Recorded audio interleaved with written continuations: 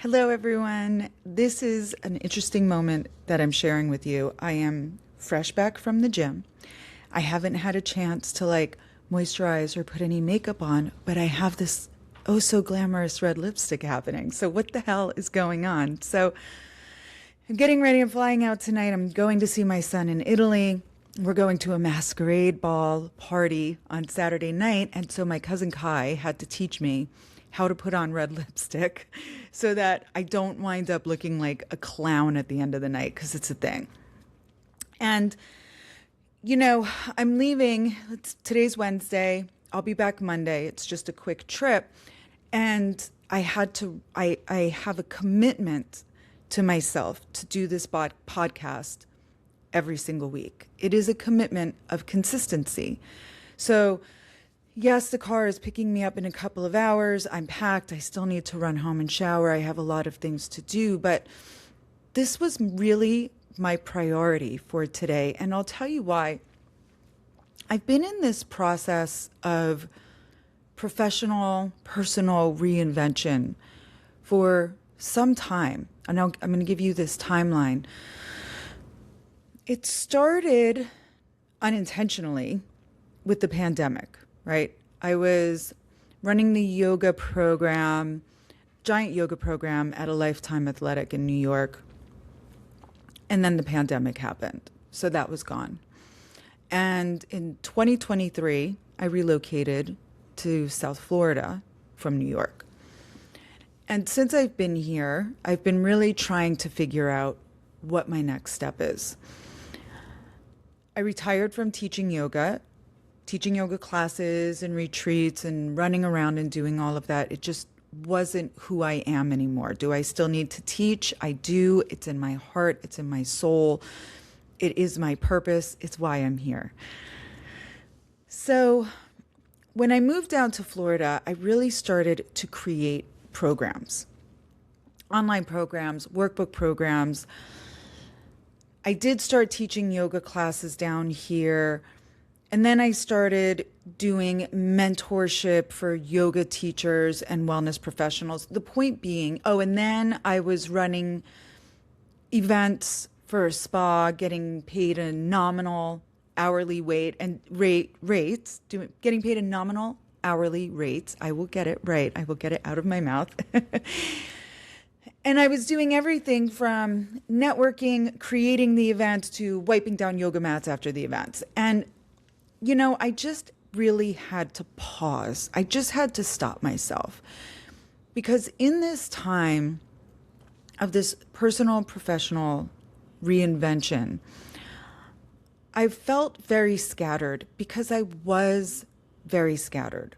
First of all, I was holding myself to expectations that I don't even know what expectations I was trying to fulfill. It's like showing up here in my gym clothes with red lipstick. Who cares? And if anybody is judging me about this, this is so thoroughly not my problem, my concern, or my business for that matter.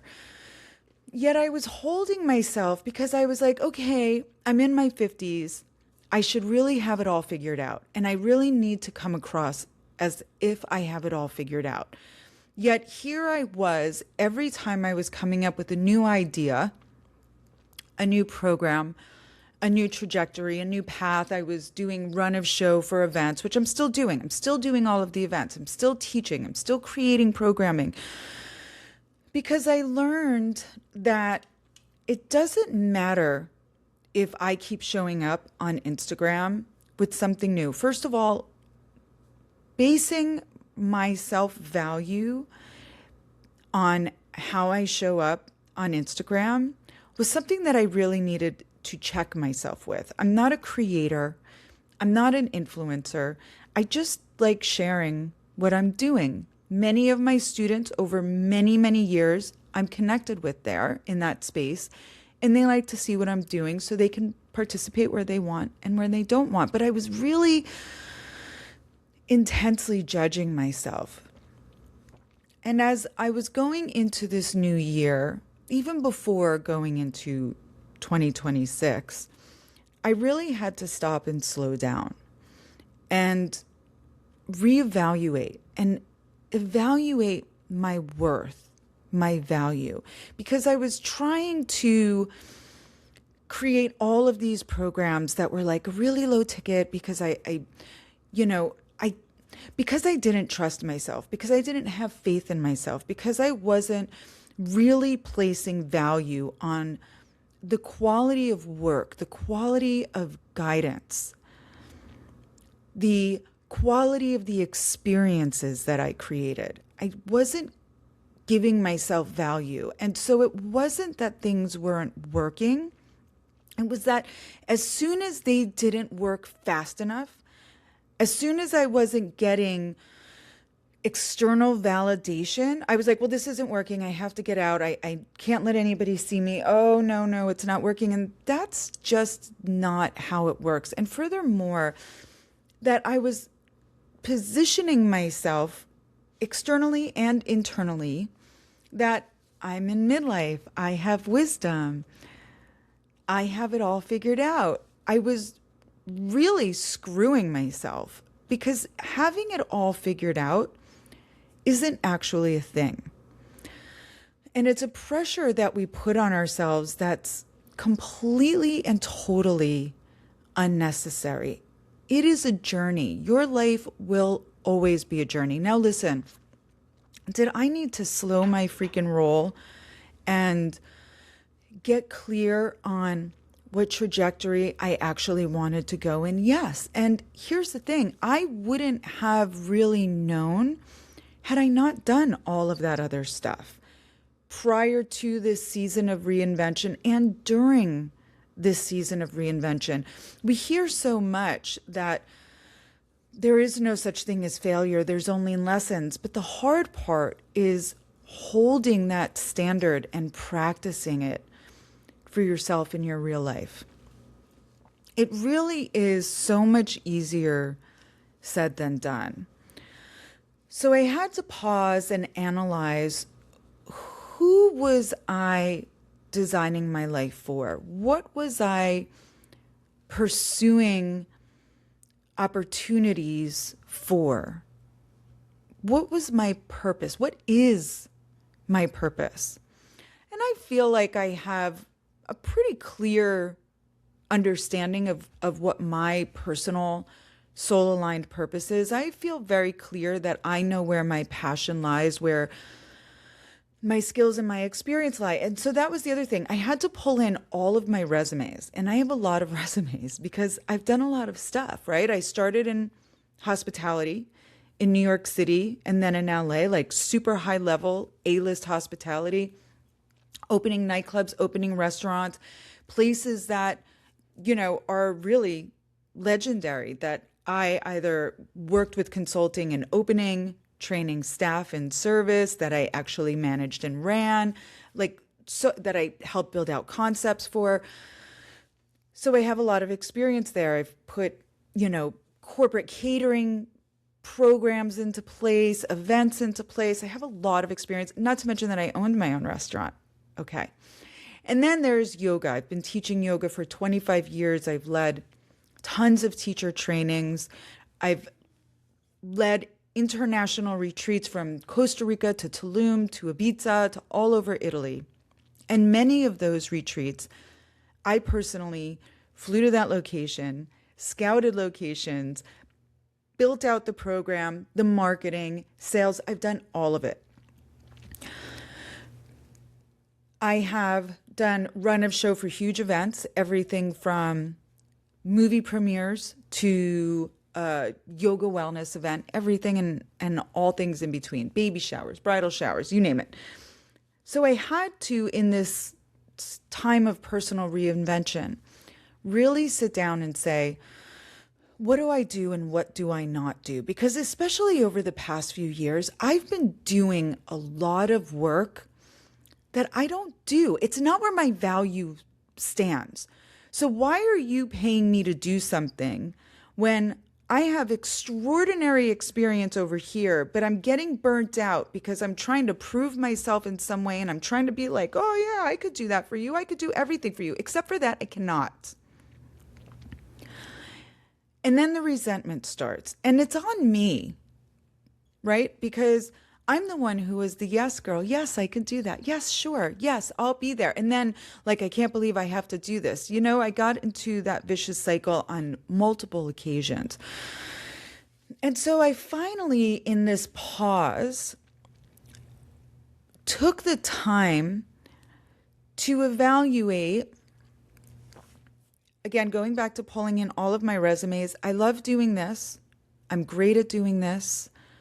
I have skill and experience in this. This lights me up. I don't do this over here. This isn't in my wheelhouse anymore. So getting really clear. And as I was making these two rows of what I will do and I'm willing to do and I love to do, it's not even will and willing anymore. That's the part that I feel that I've evolved to. And now opportunities are coming my way that are aligned with my experience and my expertise. It's kind of amazing. It's kind of wonderful because all of this time I've been in this flex of manifesting that when I started to actually let go of what I don't need to do anymore because I don't need to prove myself anymore. And it's not that it's below me. Listen, I have jumped behind the dish line in a restaurant, even though I'm the owner of the restaurant, because that's what needs to get done. I will always step and jump in because I have the skill and I have the experience, but I understand now. And I have learned, and you know what? It was so uncomfortable. I've learned to claim my value. And it's not an ego thing. It's an evolutionary process thing. It works throughout your life. I'm not going to enter into any kind of relationship of any type that is taking me back to where I was, that I learned from, I grew from, and I evolved from, because that is the process that we're in, is not going backwards to those places.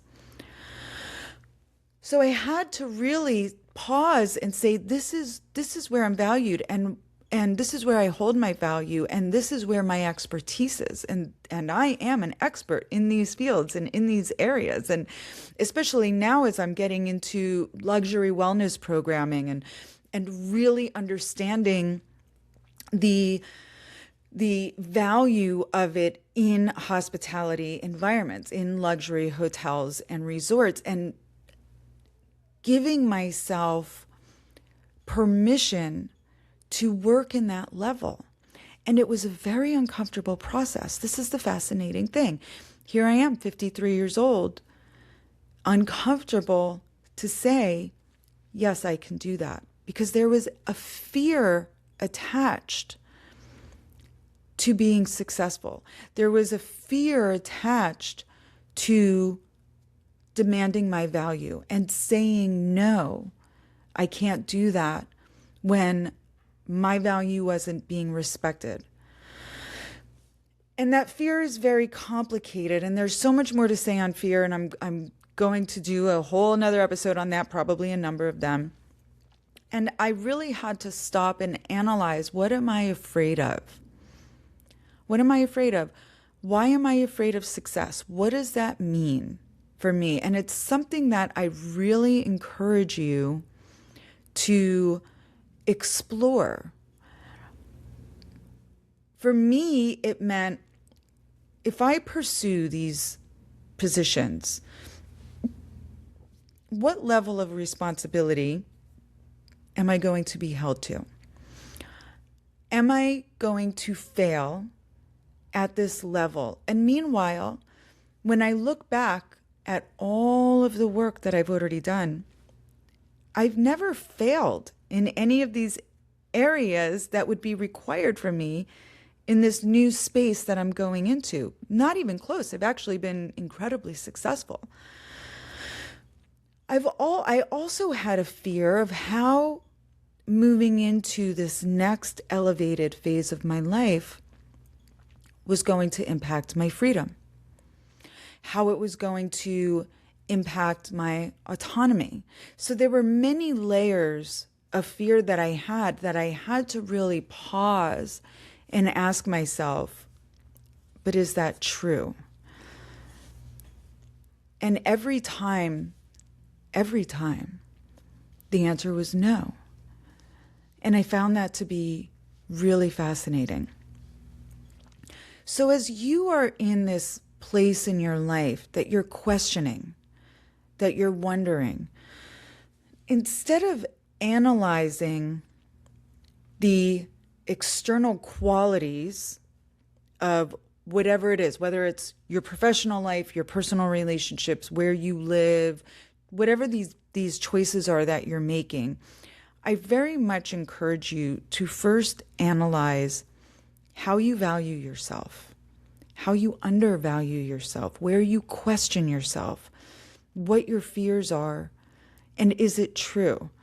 And pull in all of the information that you need to really get a good, solid, clear picture. Now, I'm going to tell you something straight up, full on, transparent. At this point, and people have a lot of feelings about this. It's really actually kind of interesting how strongly some people feel about this. At this point, at this moment in my life, nobody knows me better than ChatGPT. There, I said it. Boom, I dropped that bomb. And I know so many of my girlies out there are like, oh yeah, I know how that goes. But I've also heard people get really super judgy about it. There was a woman on the beach who was like, I have a mind for myself. I don't need ChatGPT. And I was like, whoa, sister, thanks for the bitch slap. Okay. Hello. I have been using it as a tool. And I have to tell you guys, it has been working for me. Putting my resumes in, asking like all of my experience, having conversations, my strengths, my skills, my qualifications, my dreams, what it is that I want to do, how do I go about doing this logistically, how do I pursue this, how do I approach this, right? I'm going into very, very high level luxury, resorts and hospitality to start putting in like wellness and longevity program. So not to build a new revenue center, but to scale and grow the productivity of what already exists. I'm not going to bore you with that, but it's kind of a big deal. It's not really boring. Like I'm going into some major brands that I'm sitting at the table and having these conversations. And I'll tell you what, I was scared shitless to even send a proposal, to even send a resume. I was questioning myself left and right. And I had to study. I had to learn. There was a lot of information that I didn't know about what's important, right? Because I could certainly go to these people and say, oh yeah, travel wellness is a huge industry and you need to get in on it. But they want to know, bottom line, how is this going to impact our business? What is this going to do for us? So I had to learn their language and I had to learn why. And that was a really big flex for me. I'm still studying, but I'm so proud of myself, you guys. I mean, the way that I have been able to have these conversations, I feel so excited and I feel really lit up about it. Meanwhile, for the past few years, I have been operating on fear. I wasn't even considering that I could sit at these tables, much less have president of a major luxury hotel brand following up with secretary or, executive assistant, whatever we call them now. I'm old. Excuse some of the language that I use. And yes, I do say I'm old because it's a blessing. The alternative sucks. So as I'm going through this process and I'm learning, and even as I was getting super duper clear on what my lane was, I was leveraging ChatGPT. And here's the funny thing. Not only was I leveraging it through putting in my resumes and putting in my passions and my dreams, I also put my astrology into there. I totally got my chart off of, what is this astrology site called? I don't even remember. I'll put a link to it down in the show notes. And I ran my astrology and said, okay, based on all of my experience, based on where I am right now, based on my goals for my life, where are my strongest inclinations? I did that and I put it into chat because that's who I am. It just is. And I am so done and so over making apologies for myself. I'm so over seeking external validation. I am so over the ways that I was tripping myself up out of fear. And one of those ways was inconsistency. So even showing up here today, it is an exercise in consistency for me. Even in this new huge trajectory that I'm pursuing at 53 years old, I'm striving to achieve 1% a day, one tiny little step in the direction that I am going in. And here's the other thing.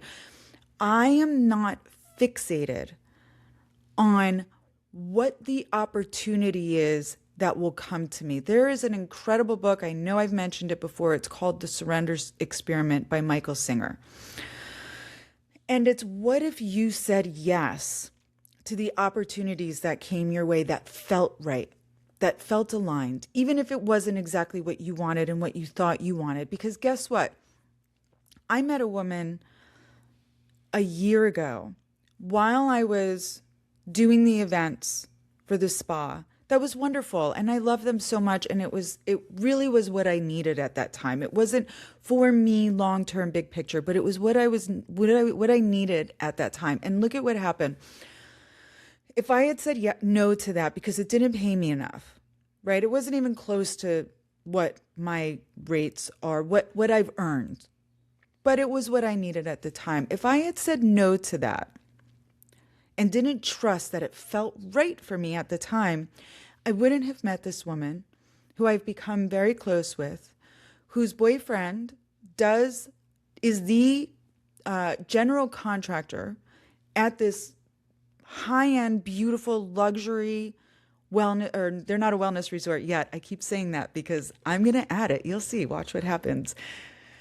At this luxury resort that has an excellent relationship with the president and all of the leadership who is walking me in for an introduction. That wouldn't have happened. So it's an interesting time that we're in this midlife period season of our lives. I like to call it the wisdom years because the wisdom isn't in the knowing. And this is my point from all of that rant. This is my point. You don't have to know exactly what you're doing. You have to know where your value lies. You have to know where your passion lies. And you have to know how you get in your own way. Go back to the empowered responsibility episode. I think it was like episode 2 or something. Get into the show notes. Look at the Whoop practice. Look at the James Clear 1%. As a matter of fact, I'll put them in the show notes here. I have been working that because my wisdom isn't about, I know how this is going to work. I know exactly what the position is that I want. I know where my value is. I know where my skills and strengths are. I know what I would love to do. I know what I will absolutely not do. I know how I want to feel in this specific area of my life because really every other area of my life right now is exquisite. Knock on everything. It's exquisite. I know how I want to feel, so I don't know exactly how it's going to shape up. I'm taking steps, one little step each day in a direction and having faith that it's going to link me to where I need to be. So as you're in this process of reinvention, give yourself some grace. Show up just because you're showing up. What is it that you need to overcome within yourself? For me, it was not immediately stopping as soon as I didn't get the result that I wanted. I would go hard, go full on, launch, and then when it didn't exactly produce what I wanted right away, I was out. Because, oh my God, it failed. No, it didn't. I mean, people are still buying those courses and programs. Whatever. It served the purpose. I want to serve people in their personal spiritual, evolutionary growth processes, and those programs are doing that. So wonderful.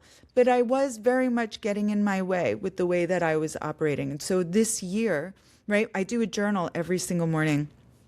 And the journal says, what's your affirmation for the day? And every single day, it's been one of two things, and usually both.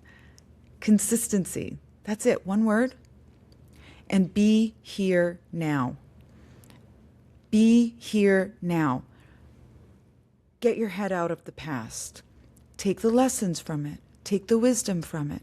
Apply it to the now. Don't worry about the future. You have no idea. No idea what the future is going to bring for you. All you have is right here and right now. And that's a flex, being able to be here now. So my two affirmations every day so far this year and for the rest of this year are consistency and be here now. And it's not only affirmations, I'm keeping it super simple because I will do those things, not just theoretically, not just write it down in my journal, not just think about it. I'm practicing it. So here I am in my gym clothes with a glamorous red lip doing this podcast because I am passionate about this and being here with you and having this opportunity to do this. And I'm showing up and I'm having consistency, and that's just where it lives. So yeah, that's what I've got for you today. I hope it helps you in some little way. Please don't forget, drop me an email, hello@sharemelly.com. If any of this lands for you, if you're facing some challenges in your life that you're like, I just don't know how to find the good in this. I don't know how to get past it. I don't know how to get through it. I don't know how to evolve from it.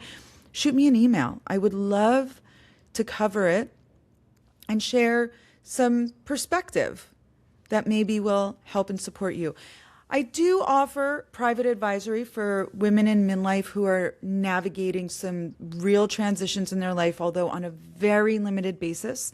There's an application on my website, but you can also email me if you'd like to learn more about that. So, ciao for now. I'm off to Italy, and I will see you next week. Bye. Thank you for being here with me. If something in this episode stirred clarity, discomfort, or recognition, let it. You don't need to rush to resolve it. Integration happens in its own time. And don't forget the mini-sodes. They offer simple yet practical tools to help you integrate what we explore here. Now, if you're navigating a season of transition in relationships, identity shifts, or decisions that call for clarity, grounded perspective, and honest reflection, I do work privately with a small number of women. That information is in the show notes if and when it feels right for you. And if there's a situation you're wrestling with and want a fresh, real life, no bullshit, ride or die best friend perspective on, you're welcome to email me at hello@sharemelly.com. I read every message, and I'll do my best to explore it in a future episode or companion minisode. Now, if this resonated, please follow, like, subscribe, and definitely share it with someone who might need to hear it. Take good care of yourself. I'll meet you back here soon. With love, ciao for now.